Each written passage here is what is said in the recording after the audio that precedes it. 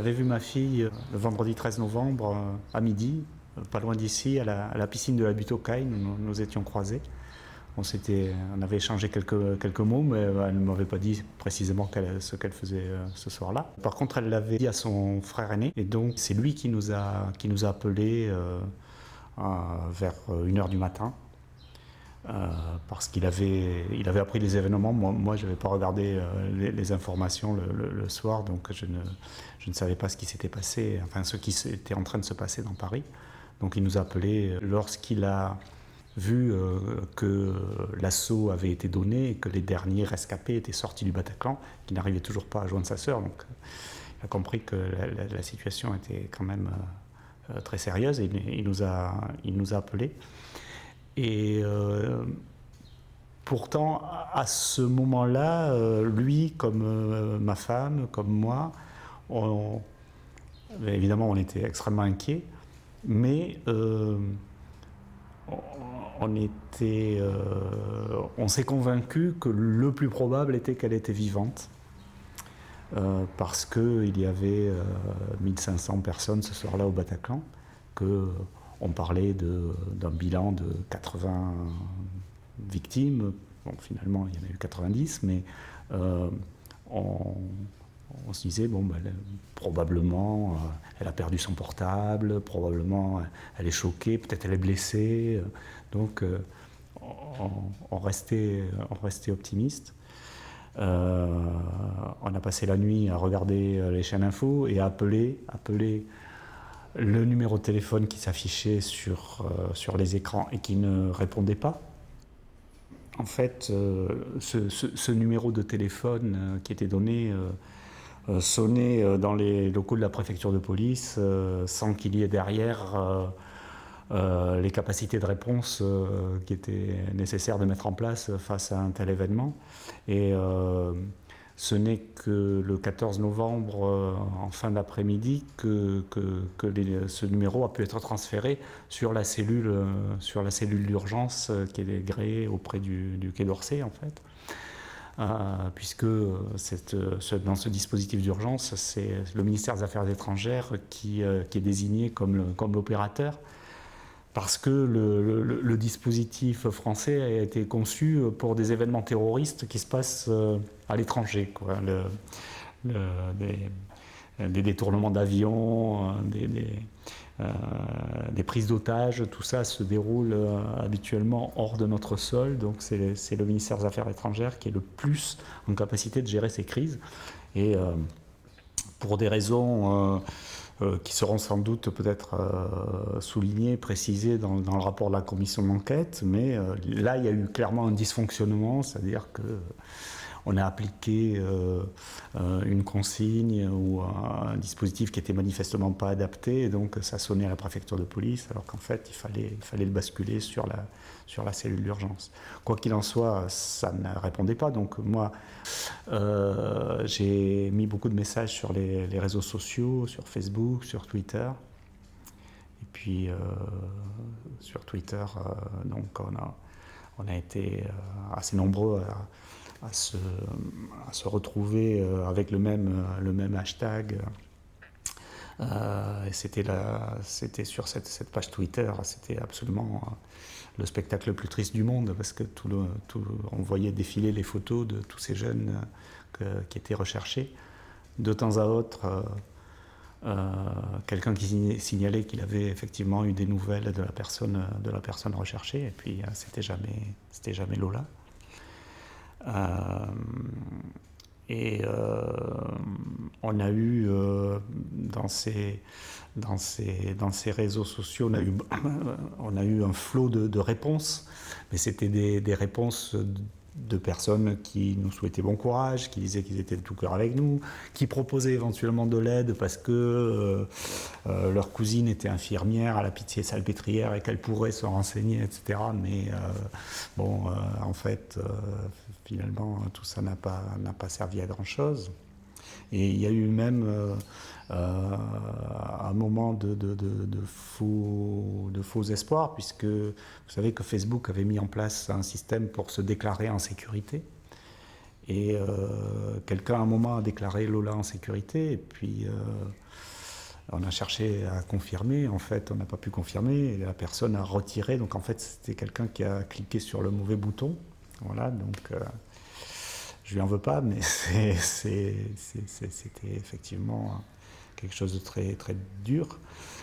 À partir vers 5h ou 5h30 du matin, j'ai pu avoir finalement quelqu'un au téléphone avec ce numéro qui nous a dit bon, nous n'avons pas de Lola Saline sur nos listes, donc ce que vous pouvez faire c'est appeler dans les hôpitaux parce que en fait les listes qui commençaient à être constituées au niveau de la police, c'était des listes de décédés.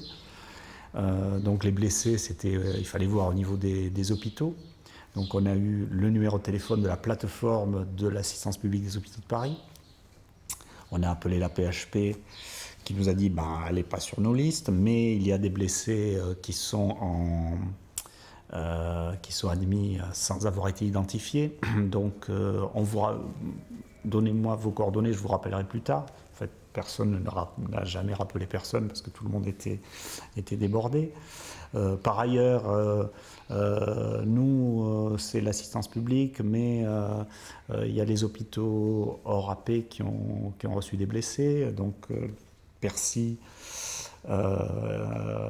Bégin, qui sont les hôpitaux militaires, de La Fontaine ou le Chic de Créteil, qui sont les hôpitaux civils, mais hors APHP. Donc on a eu les hôpitaux, on a appelé ces hôpitaux, ça répond pas, on finit par les avoir. Ils disent également elle n'est pas sur les listes, on vous rappellera, etc. Donc tout ça prend beaucoup de temps. Dans la matinée, bien qu'on veuille toujours garder espoir, on a également appelé l'Institut médico-légal qui nous a dit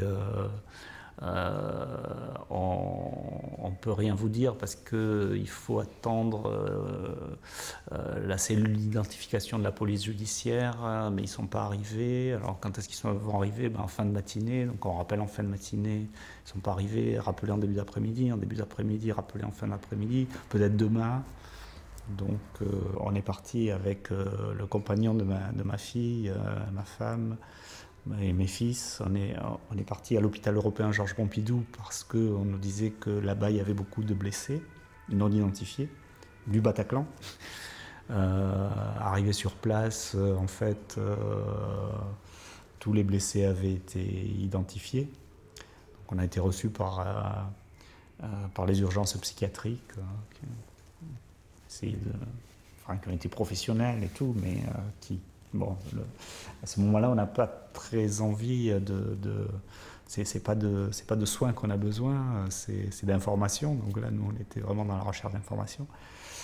Et sur le trajet, là, le long de la Seine, il y avait le compagnon de ma fille qui était toujours sur les réseaux sociaux et qui nous a dit que sur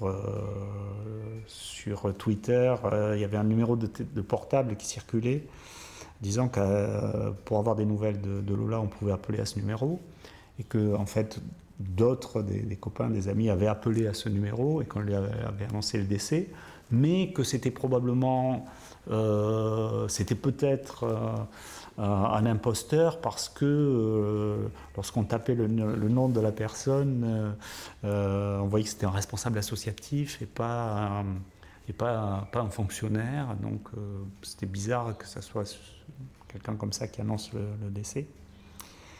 Donc on est revenu à la maison, j'ai appelé ce numéro et effectivement je suis tombé sur Stéphane Jiquel qui est le secrétaire général de la FENVAC donc c'est une fédération d'associations de victimes que je connais très très bien maintenant, mais que j'ignorais à l'époque, et qui était effectivement intégré dans la cellule d'urgence comme d'autres associatifs. Enfin, voilà, c'est une cellule qui est composée assez largement.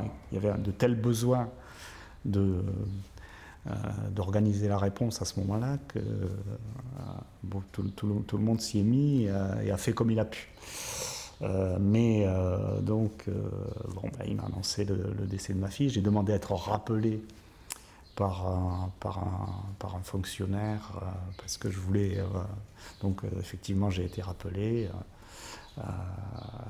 par un membre du cabinet de Christiane Taubira à l'époque, qui m'a confirmé le décès.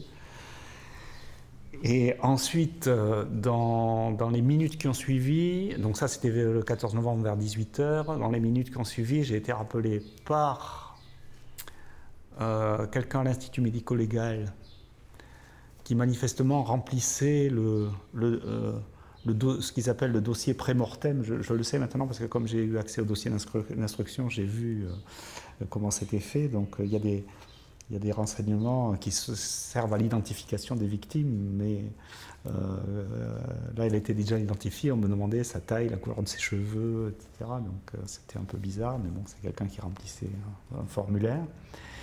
Et puis, encore dans les minutes qui ont suivi, c'est un officier de police judiciaire de la brigade criminelle qui m'a appelé pour m'annoncer le décès. Et je lui ai dit, je vous remercie, mais on est déjà au courant. Voilà. Donc, si vous voulez, une longue quête jusqu'à 18h et une annonce dans des conditions au téléphone, en plusieurs fois, sans véritablement faire le tri, puisque le décès a été annoncé d'abord à des personnes qui n'étaient pas la famille. Il y a eu des messages de condoléances, je ne les ai pas vus heureusement, mais il y a eu des messages de condoléances sur les réseaux sociaux, alors qu'on n'avait pas encore l'information. Et alors que Lola Assaline, son cadavre était identifié sur le sol du Bataclan par la police judiciaire à 5h du matin. Ça, je le sais par le dossier d'instruction. Donc, de 5h du matin à 18h, il y a 13 heures où on laisse la famille chercher. Je pense qu'on peut faire mieux.